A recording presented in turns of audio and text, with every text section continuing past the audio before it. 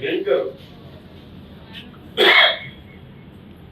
आग डोम आता पुण्याला याला आपण सर्वांनी एकत्र आहोत हे दाखवूनच ही आग विझवण्याची गरज आहे. ही आग विझवण्याची गरज ज्यांनी आग लावली फार मस्त है कि हम वजीरों से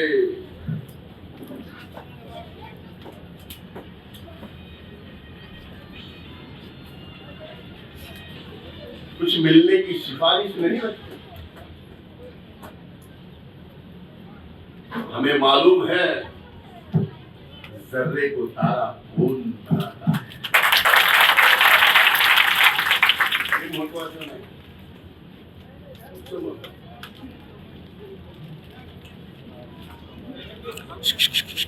घर तो चला है, राख कितनी है बाद में देखेंगे. पहले ये देखना है कि घर जलाने का इशारा किसने किया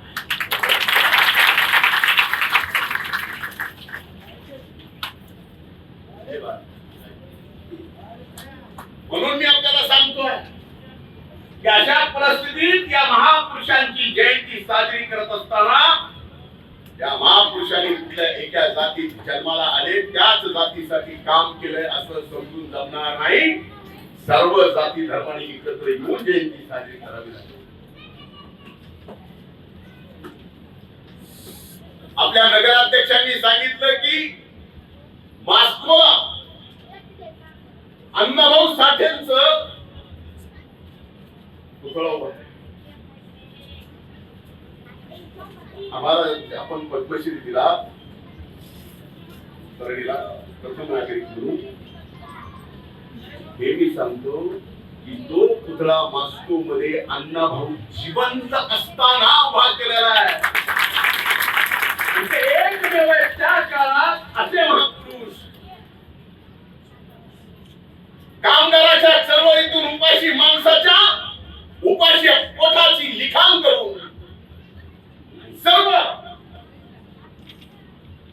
अंधश्रद्धा आपल्या शाहिरीतून मुक्त करण्याचं काम ज्या अण्णाभाऊंनी केलं त्या काळात फक्त एकमेव अण्णाभाऊ असे होते की जिवंत असताना प्रदेशात त्यांचा हे साधं काम आहे. अण्णाभाऊ काय होते याचा एकमेव ज्वलंत उदाहरण देतो की ज्या वेळेस अण्णाभाऊ साठे रशियाने ज्यावेळेस त्यांना निमंत्रण दिलं ते रशियाचं निमंत्रण स्वीकारलं. साहित्यरत्न अण्णाभाऊ साठे मॉस्कोला गेले आणि त्यांचं जे अभूतपूर्व ऐतिहासिक स्वागत केलं. एवढं ऐतिहासिक ज्या दिवशी अण्णाभाऊ साठे मॉस्कोला गेले त्याच्या दुसऱ्या दिवशी पंडित नेहरूजी या देशाचे त्यावेळेस पंतप्रधान असताना दुसऱ्या दिवशी मॉस्कोला गेले. विमानतळावर उतरून ते रस्त्याने जात असताना ते स्वागत रस्त्यावर तसं तसं पडलेलं होतं. स्वागत ते म्हणजे हे काय कोण आलाय भारत से विद्वान आहे. ते त्यांच्या इंग्रजी भाषेत सांगत होते कोण ते म्हणजे साहित्य रत्न लोकशाहीर अण्णाभाऊ साठे. कोण अण्णाभाऊ साठे? नेहरूंना त्यावेळेस अण्णाभाऊ साठे कोण हे माहित नव्हतं. मॉस्कोच्या स्वागताने नेहरूंना कळालं की आपल्या देशामध्ये असे साहित्यिक आहेत असे लोकशाहीर आहेत त्यांचं नाव अण्णाभाऊ साठे आहे.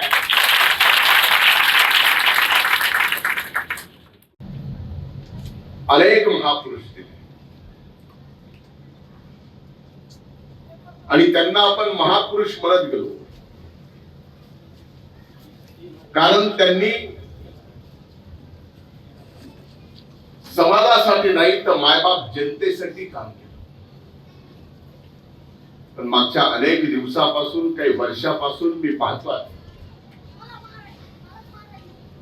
की हे सर्व महापुरुष सुद्धा आपण आपल्या आपल्या जातीत आपल्या धर्मात बांधून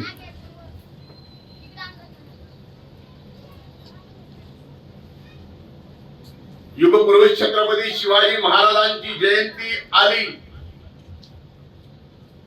आणि तो जयंती उत्सव साजरा करायचा म्हणलं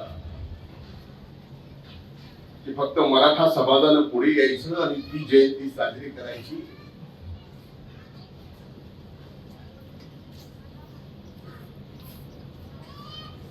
का छत्रपती शिवाजी महाराजांनी कधीच फक्त मराठा समाजासाठी स्वराज्य उभं केलं नाही, तर छत्रपती शिवाजी महाराजांनी 18 पगड जाती धर्मासाठी स्वराज्य उभं केलं. त्या स्वराज्याला छत्रपती शिवाजी महाराजांनी छत्रपतीचं स्वराज्य ना शिवाजीचं स्वराज्य ना भोसलेचं स्वराज्य हे रयतेचं राज्य म्हणून छत्रपती शिवाजी महाराजांनी त्यावेळेस सांगितलं. त्यावेळी छत्रपती शिवाजी महाराजांची जयंती मराठा समाजाने नाही तर सर्व 18 पगड जाती धर्मातल्या लोकांनी येऊन साजरी केली.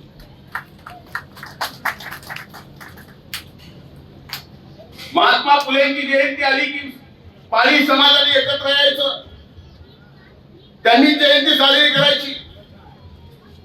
का महात्मा फुलेंनी स्वातंत्र्याच्या अगोदर जी शिक्षणाची चळवळ उभी केली, ती शिक्षणाची चळवळ फक्त माळी समाजासाठी नाही, गरीबातल्या गरीब कुठल्याही जातीतला असो कुठल्याही धर्मातला असो, ती चळवळ महात्मा फुलेंनी त्या जाती धर्मातल्या सर्व लोकांसाठी केली होती. माळी समाज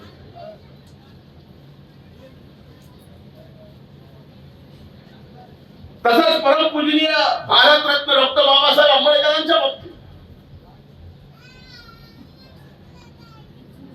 तसंच अण्णाभाऊ साठे असतील, भगवान बाबा असतील, हे सर्व महापुरुष आपण आपल्या आपल्या जातीत बांधले.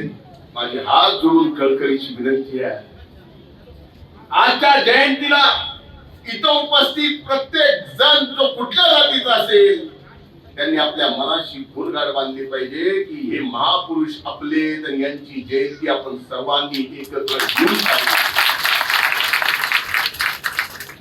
मला महाराष्ट्राचं माहित नाही, देशाचंही माहित नाही, पण मला परळी वैद्यनाथ नगरीचं माहिती आहे की ज्या वेळेस अनेक वर्ष या सर्व महापुरुषांच्या जयंत्या आम्ही साजरा करत होतो, त्यावेळेस एक आदर्श घालून दिला होता या महाराष्ट्राला. छत्रपती शिवाजी महाराजांची जयंती उत्सव समिती आली, जयंती आली, समिती केली. त्या समितीचा अध्यक्ष आम्ही मुस्लिम समाजाचा केला. अनेक वर्ष आपण सार्वजनिक जयंती त्या पद्धतीने साजरी. परमपूजनीय डॉक्टर बाबासाहेब आंबेडकरांच्या जयंती आली, त्याचा उत्सव समिती झाली की त्या उत्सव समितीचा अध्यक्ष बाजीराव भैयांना. असे किती महापुरुषांची उदाहरणं देऊ की ज्यातनं खऱ्या अर्थानं आपण समजतो हे महापुरुष फक्त एका जातीचे नाहीत तर सर्व जाती धर्माचे.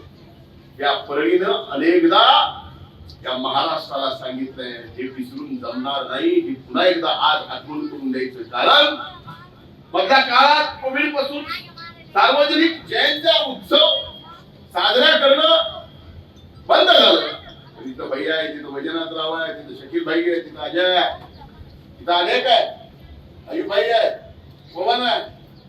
माझी सर्वांना विनंती आहे की पुन्हा एकदा आपण नव्यानं सर्व जाती धर्माला एकत्र घेऊन या सर्व महापुरुषांच्या जयंत्या एवढ्या उत्सवात साजरा करू की या महाराष्ट्रानं बघितलं पाहिजे की एक समाज नाही तर सर्व जाती धर्मातले एकत्र येऊन त्या ठिकाणी उत्सव साजरा आहे.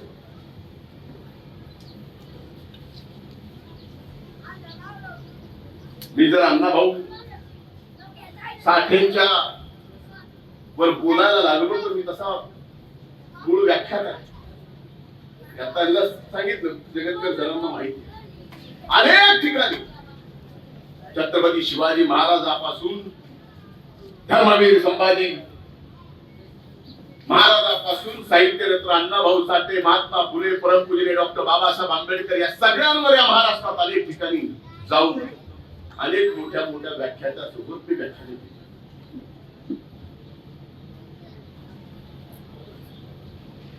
वाटेगाव ज्या वेळेस मुंबईकडे अण्णाभाऊ निघाले त्यांच्या पायात चप्पल सुद्धा नव्हती. आज अण्णाभाऊंनी जे साहित्य लिहिलं परमपूजनीय डॉक्टर बाबासाहेब आंबेडकरांच्या पावलावर पुढे जात असताना त्यांच्या मागे ज्या वेळेस अण्णाभाऊ आपले विचार लिहित होते, एक फकीरा कादंबरी जी आपल्या सगळ्याला माहिती आहे त्याचा उल्लेख जगतकर सरांनी केला.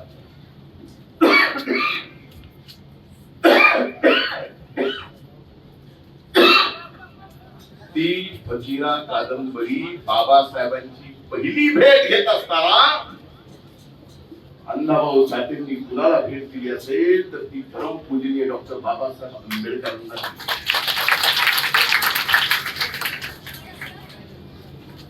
इथं वर्गीकरणाच्या संदर्भात विषय आला, यातनं काय होणार आहे हे नियतीला माहिती आहे. पण पहिलंच काय आपल्या जिल्ह्याच्या महाराष्ट्रात आता जे काही जाती पाती धर्माचं चाललंय ते कमी आहे की आपण पुन्हा नव्यानं अनेक गोष्टी त्या सर्व 18 पगड जाती जमाती पुन्हा गोविंदानं या महाराष्ट्रात नांदल्या पाहिजेत. हे युगपुरुष छत्रपती शिवाजी महाराजांच्या स्वराज्याने आपल्याला शिकवलं. ते मात्र मागच्या काही दिवसात अण्णाभाऊंना भेटायला पंडित नेहरूंनी बोलवलं. शेवटी ओळख आपल्या कर्तृत्वातून अण्णाभाऊंनी या देशाच्या पंतप्रधानांना दुसऱ्या देशातल्या स्वागताने करून दाखवली. असा चमत्कार असा महापुरुषाला घडतो. हे साधं होतं नाही. मुंबईत असताना ज्यावेळेस एका साहित्यरत्न अण्णाभाऊ साठे लिहायला बसले, ते साहित्य लिहित असताना त्या उपाशी माणसाची व्यथा एक दिवस झाला, 2 दिवस झाला, तिसऱ्या दिवशी त्यांचा मित्र भेटायला तिथं आला. त्यांना कळालं की 3 दिवस झालं अण्णाभाऊ साठे उपाशी येत फक्त लिहित बसले. मित्रांनी विचारलंय काय चाललं अण्णा, यातून आजारी पडाल, काही खाऊन तरी घ्या. अरे म्हणले मी ज्याच्यासाठी येतोय तो इतक्या वर्षाचा उपाशी आहे, तर त्या उपाशी माणसाची व्यथा मी भरल्या पोटी येऊ शकत नाही.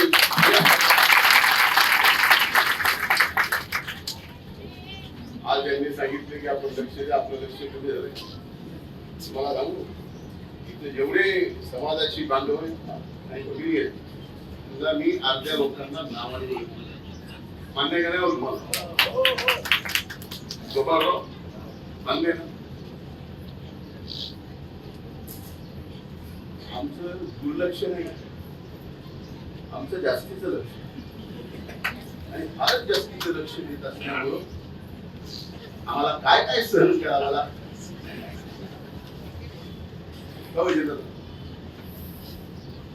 लक्ष भरपूर आहे, तुमच्यावर लक्ष नाही.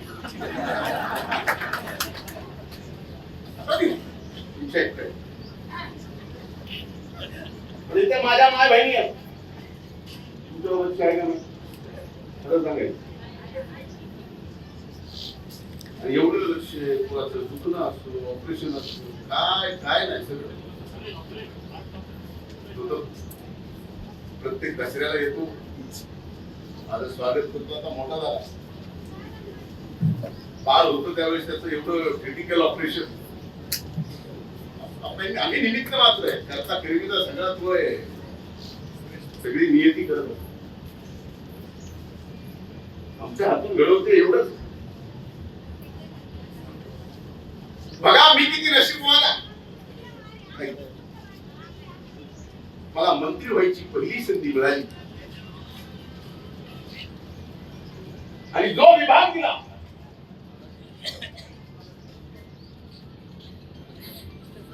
तो चांगलं काम करून म्हणून मला फार मोठा पुरस्कार होता. फारच चांगलं केलं म्हणून माझ्यावर अन्याय करायची शिक्षा देण्यासाठी होता. कदाचित त्यांनी शिक्षा द्यायची म्हणून तो विभाग केला असेल. त्या विभागाचं नाव सामाजिक न्याय विभाग. जो विभाग परमपूजनीय डॉक्टर बाबासाहेब आंबेडकरांनी या देशाला दिला, त्याच विभागाचं पहिल्यांदा मला मंत्री म्हणून कारभार करायची संधी. विभाग बोलणार नाही, फक्त शेवटी एवढंच सांगणार आहे की आपण म्हणताय काय की विधान परिषदेचा विरोधी पक्ष नेता असताना विधान परिषदेला ठराव घ्यायला लावला. साहित्य रत्न लोकशाहीर अण्णाभाऊ साठे यांना मरणोत्तर भारत रत्न दिला गेला पाहिजे. ठराव घेणारा पहिला मी. सामाजिक न्याय विभागाचा मंत्री झाल्यानंतर सामाजिक न्याय विभागाचं पत्र सर्व दाखल्यासहित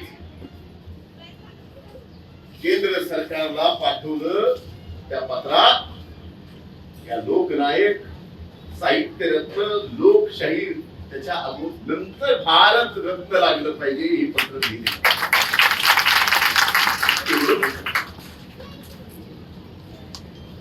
एक गोष्ट लक्षात ठेवा, उपाशी माणसाची व्यथा लिहित असताना, कामगारांची चळवळ उभी करत असताना अण्णाभाऊंनी एक संदेश आपल्या सगळ्यांना दिला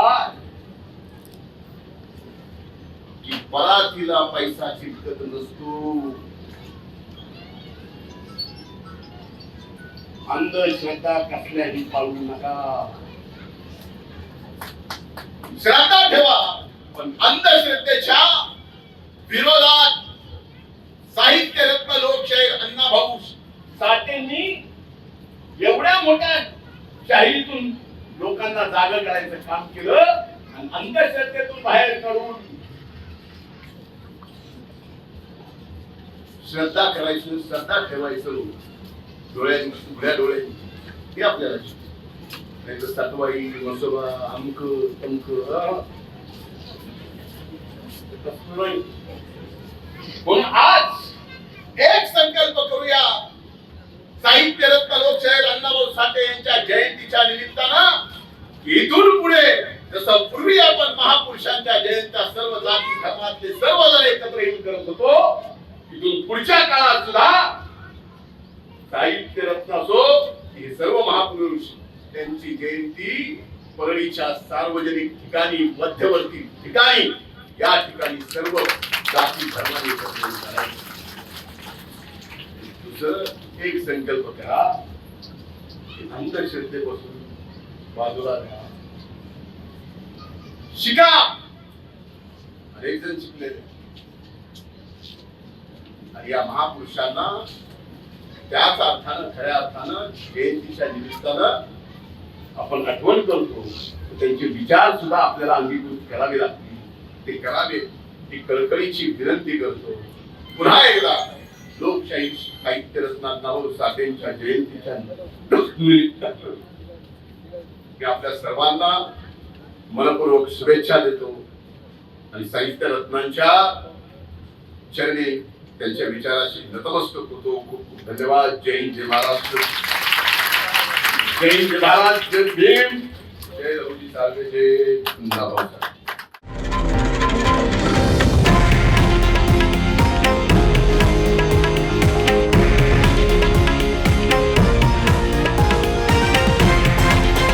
हे आहे देशातील नंबर 1 न्यूज नेटवर्क आणि आपण पाहत आहात TV9 मराठी, एकमेव.